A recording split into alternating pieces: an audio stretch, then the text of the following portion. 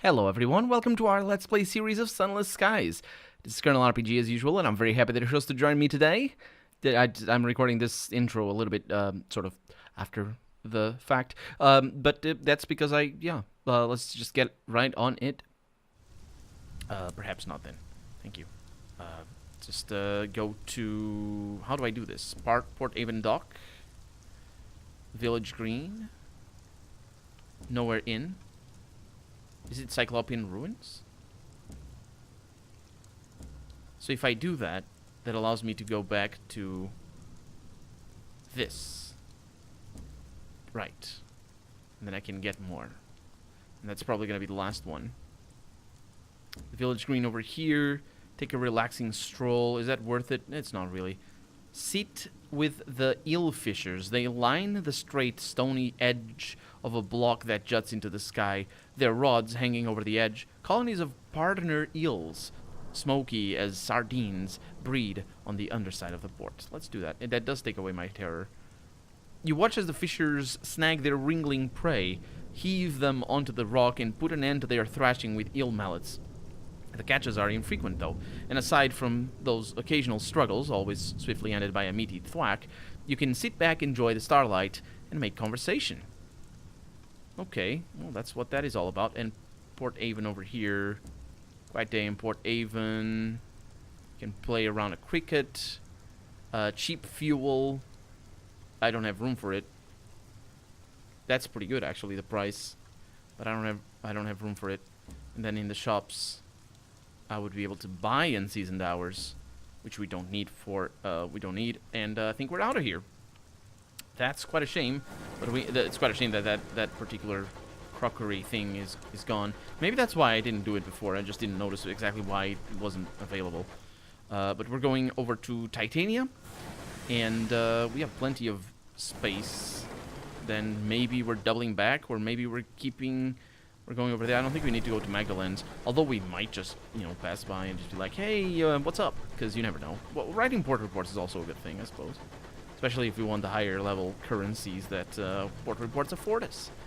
I don't actually remember which ones, but like the Savage Secrets, I have a bunch of them. I got a bunch of them. That was incredible.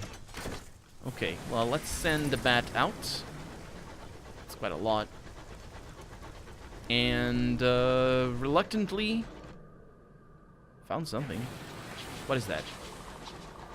I hear bad things. Let's attack it. Let's go this way. I didn't quite read what the bat said. I think it found I think it's just saying that it found something. Let's cruise control this up. And it looks like our travels to Titania are going to be cut short if we keep going. Oh! He changed the sound. Interesting. And I wonder if this is where we need to go, the other CD. Because they could be just very close together, for all I know. I'm looking at the map because I want to see if there's, if I'm discovering all the things from side to side. That doesn't look like a city to me. Looks like something I'm not going to be able to do anything with. Probably gonna need prepare. Oh, okay.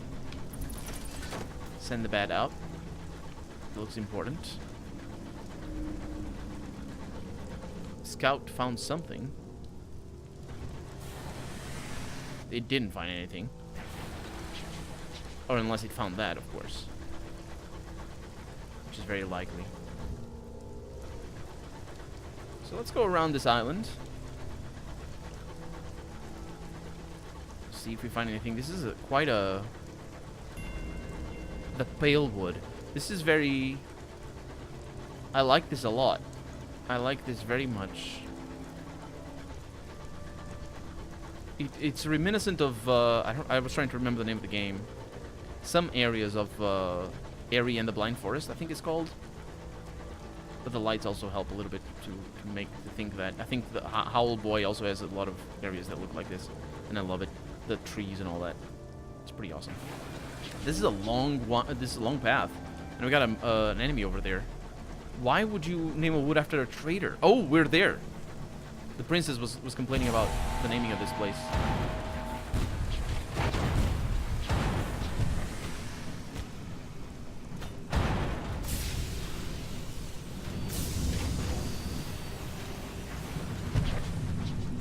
slow to react, dude. Yeah, I just fire everything. It's not ideal, but when I know I have a shot, I just sort of do it. So we have... Oh, it's not too bad. 64. I'm gonna raid the safe, though. Let's see what we get. Some money. Okay. Don't crash. And we have a port. Is that a... That's a port. Beneath you stretches of wood as wide as a sea. The bows seam. And we have found Traitor's Port. What is it called? A new port, Captain. Your crew crowd to the windows. Summerset Camp. That's just the location. It's not the actual city.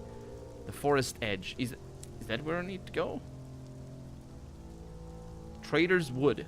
That's where I need to go. Somerset student. There's so many names. The Somerset students camped in the dark wood require fresh material for their continued studies, entertainment, and occasionally roughage. They have requested 5 consignments of ministry-approved literature, of which I only have 3, but we can do something about that. Let's go with the Bazaar. And it is here indeed, and I can sell that. That's pretty cool. And I also have bargains. Oh, that's actually fantastic. It's only 3 of them, though, but that is very good. That is really, really very good. Because I need 4, I think. How many do I need? I need 3? Oh, no.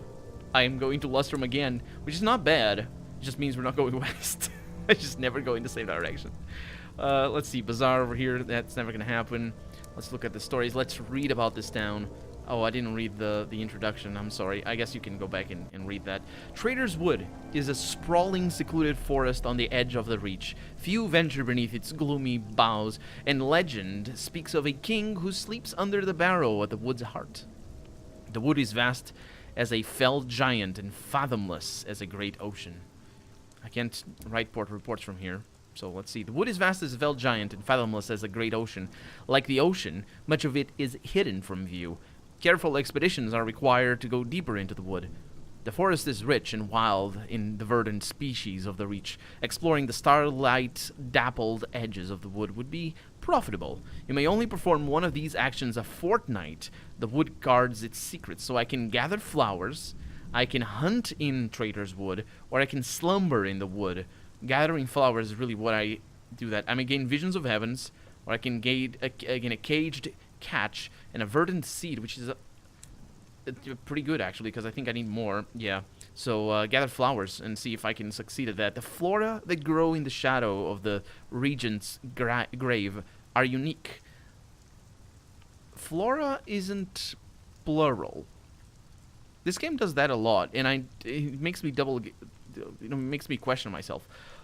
Flora is not plural. Florae, or florae, I guess, AE, would be the plural of flora.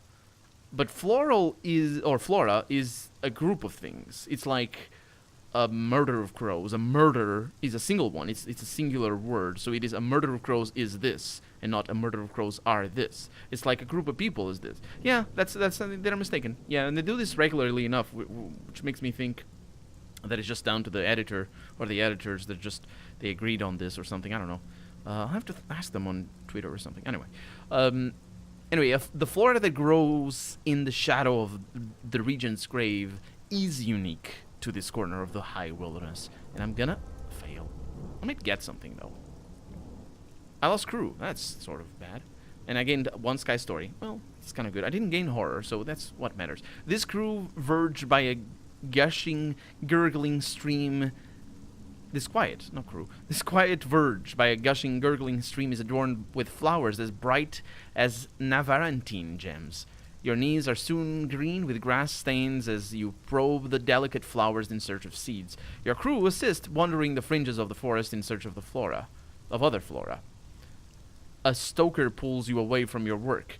A crew member is missing. They heard a woman's voice from deeper in the woods and ventured further in. They do not return. That sort of sucks, and I can't do that again. So yeah, well, I guess it's fine because we're gonna get more crew, but I guess they died. The wood, yeah, that's the wood. The wood's edge, a campfire. 3 figures draped in scholars' robes huddle around a campfire. They are arguing about kings. A banner in the colors of Summerset, London University's most respectable college, gleams in the firelight. As you approach, the discussion dies. One of the scholars, a woman with a fierce expression, stands up. Only scholars should be here. Are you one? I don't no, I'm not. Perhaps a gift would persuade them to let you enter the camp. They look wretched and camped out here. Let's try that. It's the only option I have right now. The Vituperative Classicist compares your offering with the burnt toast and wine tea they had been suppering on. Well, all right, I suppose. The woman is a Vituperative Classicist. Did I misread that before? Her companion's a Dismal Paleographer, a forlorn young man, and a Feckless Theologian, a handsome youth with an easy smile. They explain that they are here to enter the regent's grave, where they believe a sleeping king lies buried. They do not agree as to the king's identity. Unfortunately, the college has cut our funding, the classicist explains. Speak to us if you would be interested in helping. Okay, if it's just money, I suppose I could do that. The shadow of the barrow falls over the camp. A mournful wail carries on the wind. A cluster of scholars has set up camp on the border of the wood.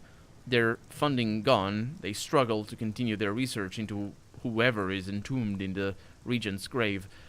The wind howls in the trees, and the skies threaten rain. The scholars huddle in their tents, brooding over papers and conspiring against colleagues. So, speak to the Feckless Theologian. I'm going to speak to them one by one. Let's go to the Feckless Theologian. The divinity student has a dozen bad habits and a firm conviction that Saint John, the apostle, slumbers in the regent's grave. Saint John, I believe, is the patron of England. So that's the thematic connection. It's just not a name draw. I think it's not just any apostle. It makes sense for this game. The theologian's tent is the largest of the three. Its interior has been decorated with carpets and throws, which trap the smoke from his hookah. The air is a scented fug. I don't know what a fug is, but it is a scented one. The theologian is reclining on cushions, drinking wine.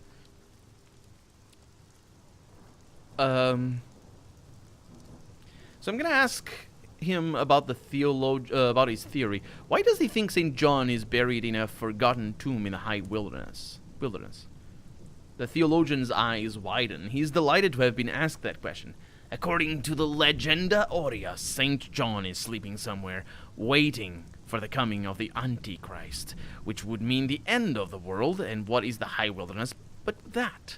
We left the world behind and the stars are going out, and just after we arrive, we discover a tomb hidden in an ancient wood. He runs a hand through his hair. Sometimes we must have faith. The theologian... Oh, that goes back to that. What does the Dismal Paleographer think of his what does the Feckless Theologian think of the Dismal Paleographer? The theologian smiles innocently. Yes, we used to know each other very well indeed. This was back at college, before all his passion got sucked out of him. Some people can't accept change. What about the Vituperative Classicist? She's very talented and very funny, and not at all nice, and she's furious with me. Why? He won't say. No, that's just me saying that why he won't say. I think I've done enough damage with both of them. He shakes his head. If it weren't for St. John and the academic senate sending me here, I doubt I'd have seen her again, until she became principal, of course. Okay, well, let's return to the camp. Let's have a chat with the Feckless, with the Dismal Paleographer.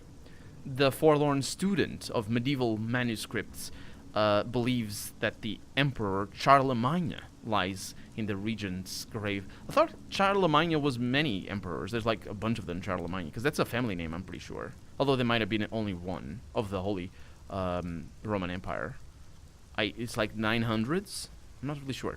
It's also closely related to the... I think it's closely related to the history of England. My knowledge, sparse though it may be, and it is, of Charlemagne, it comes mostly from a couple of heavy metal albums by, what's his name? Sir Lee. I believe his last name was Lee, and I know he's a knight. Or was a knight, because he passed away. He was an actor as well. He played, famously, well, there's other famous roles, but he played Saruman in The Lord of the Rings, and he has a couple of heavy metal albums that you should definitely have a listen to. And he was also of the family of Charlemagne. So he's I don't remember his name. Christopher Lee, that's the word. That's the name. So phenomenal family history, not family history, personal history, because he was like, he fought in the war, just a bunch of other things. He was a knight and just a bunch of things. It's phenomenal career. The paleographer's tent is some distance from the rest of the camp, and almost in the forest. It is smaller and more worn than the tents of the others. Inside, however, the tent is both warm and sturdy. No rain leaks through the oilskin. The paleographer's inks and reference books and old theater handbills are neatly sorted. The paleographer is at a little wooden desk, conjuring the subjunctive. Isn't that a tense for verbs? Let's ask about his theory. Why does he think the Holy Roman Emperor, Charlemagne, is buried in a forgotten tomb in the high wilderness? It's a little strange, I admit. You certainly won't find this in Einhard. But there are legends that say the great king did not leave his people on death, and instead sleeps in a barrow waiting for their hour of need. He almost smiles. You query his people? I do not forget that we are British. He pauses for effect. But is our queen not of German parentage? Would not her ancestor look out for her, Europe's greatest monarch, as she embarks on her most significant endeavor? And I have looked a little into why, or how, not why actually, but some people say like the queen is German. I know she's of German parentage. I've seen this referenced a bunch, but I'm talking about the modern day queen, the queen that at the time of this recording is the Queen of England, and actually of the Empire of England. English Empire? British Empire? How does that go? Anyway. But apparently, because this is for Victoria, I think. This is for, like it's of the same lineage, I suppose. So, it's an old thing. I thought it was more recent than that. That probably is the reason why I couldn't find anything on how the queen is German at all. But again, I didn't really probe too much into that. It's difficult on the internet, especially because, well, you just get sort of swamped in all the arguments for and against just the whole institution of monarchy. As she embarks on her... Yeah, okay, so he continues. The paleographer stand... Okay, that's fine. Oh, what about the Feckless Theologian? What does he think? The paleographer is lost in thought. When he answers you, he looks rueful. The three of us were at college together in the same year. We were all interested in the theater, but eventually pursued other things. I hadn't seen him in years, until the Traitor's Wood funding came up at the Senate. He sniffs. His intellect is second-rate, but his charm is first-class. We can't all be brilliant, he sighs despondently. Yeah, they had a fling at least, together. About the Vituperative Classicist. What does he think of his fellow academic? A remarkable scholar, and a terrifying goneril. At college, when she trod the boards, ancient history now, which is her province, not mine. He makes a strong cup of tea for himself, and then offers you the same. Bitterness has curdled her. He sips his drink, then grimaces. Like this milk. Wait a minute. Oh, right, because of course you put milk to sweeten your tea.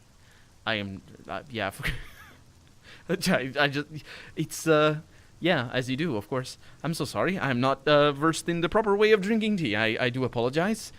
Even though I do belong to the country that I think it's mostly agreed against amongst historians. It's not like a vague theory that it was Portugal that introduced that taught the British to the taste for tea, and of course the UK being, I think definitely per capita the country that drinks more tea per capita than of the world. It's sort of very relevant, isn't it? I do drink tea myself as well. We have some pretty good tea here in Portugal as well. ask the... Nope, that's that. Let's ask the Vituperative Classicist. The classicist here, I suppose, being of the classical period of history, which is Greco-Roman history and stuff like that. I think that's restricted to that, and as well to the classic era, which means Roman history needs to stop after the 6th century, because that's when the medieval age kicks in. The high medieval age or low medieval age. I always mix it up because there's the high age and the low age, but all those definitions are sort of irrelevant because, you know, it's just names that we choose to call. And historians are very fond of their categories and, again, just names that they call to specific definitions and stuff. It's easy to get lost in them. Yeah, they're just a means to an end, not an end, or not an end in and of itself. So, but still, the end being understanding things. Let's have a chat with her. The student of the ancient world is armed with more scorn than a vengeful goddess and a firm conviction that the Cimmerian Queen of Heaven sleeps in the regent's grave. Oh, well, there it is. Cimmeria was also part of the classic history. Of classic period, I guess. Again, I don't know if it was just specific Greco-Roman. Apparently it isn't. You can just study any place in the world as long as it's in that place. That's the problem with these definitions. It's like the medieval age, or maybe I shouldn't say medieval age because that one is a little bit less. It's a little bit more complicated to explain, but it works as well with the medieval age. But let's think of prehistory. Prehistory is a specific thing, right? It's before there is a written record of history, and proto-history is sort of a prehistory of sorts, which is the history, or rather the study of the lands and times that didn't have written text, but were written about by other people. Like, for example, the Iberian Peninsula didn't have written history until the 8th century, I think. That's the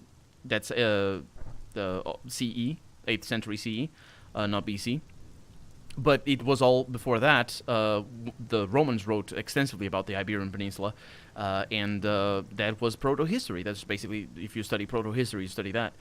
I think the 8th century, even not the 8th century, it's, I think, 8th or 7th century, I'm not really sure, but even then it's still very, very hazy. And that's actually the 8th and 7th century, all throughout Europe, is generally the best period to consider the Dark Ages. And the Dark Ages not because everybody was very, muddy and they all did bad things all over the place. It's just because we don't have much records of that time.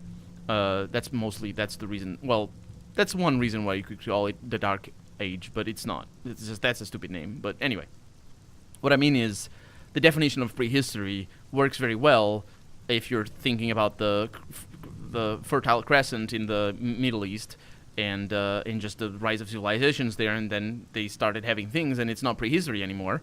It's a historical period, but that's like millennia before the written history reached even like Europe, and I say millennia. Well, it is more than 1,000 years. So like prehistory didn't stop at all the things, and the classical period also didn't exist. I would say it didn't exist in all places at the same time, but apparently it did. Cimmeria, the Cimmerian Empire, I think, ended with, I think it was like 1 century BC. 1st century BC, at the beginning of the 1st century BC. I'm not really sure. I'm not very versed in that. But anyway, curious side note on there. So let's see. The interior. Oh, I didn't. Right. The classicist stent is practical and largely unornamented.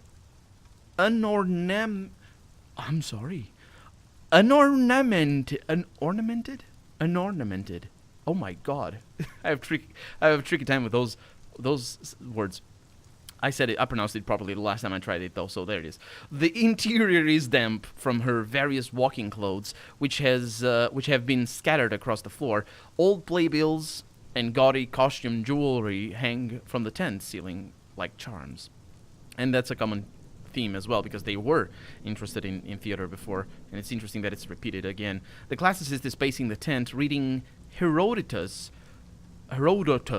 Herodotus. Yeah. That's the English pronunciation anyway. While smoking up a storm. Man, they are all smokers, aren't they? Well, I guess the other one was just smoking hookah, so maybe... I don't know what she's smoking, to be honest. I'm going to ask her about her theory. Why does she believe the ancient Sumerian deity Inanna is buried in a forgotten tomb in the high wilderness? Isn't it obvious? She rolls her eyes. Fine, I'll tell you what I told the academic senate. The high wilderness is heaven. Not as the church conceives it, but as the Sumerians did. A place of stars and chaos and impossible powers in proximity to and affecting our own world, but far, far removed. And she pauses for breath. Inanna, the queen of heaven, entered the underworld in search of her husband and was trapped for a time.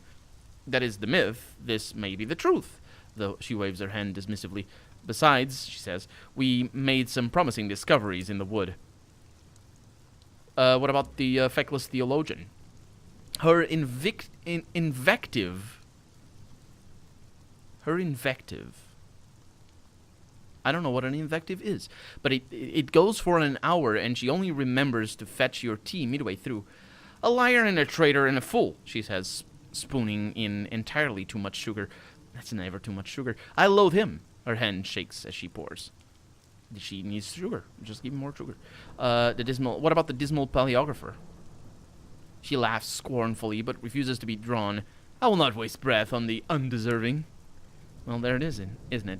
Well, we're gonna ask them for what they need, or how we can help, but only next episode. Because for right now, we're out of time for the day. So I'm Colonel RPG. And this has been Sunless Skies. I really hope you've enjoyed it, and if you did, go ahead and leave a comment, like the video if you want to see the next episode come out sooner rather than later. But above all, thank you so much for watching, and I hope I'll see you next episode. Bye-bye.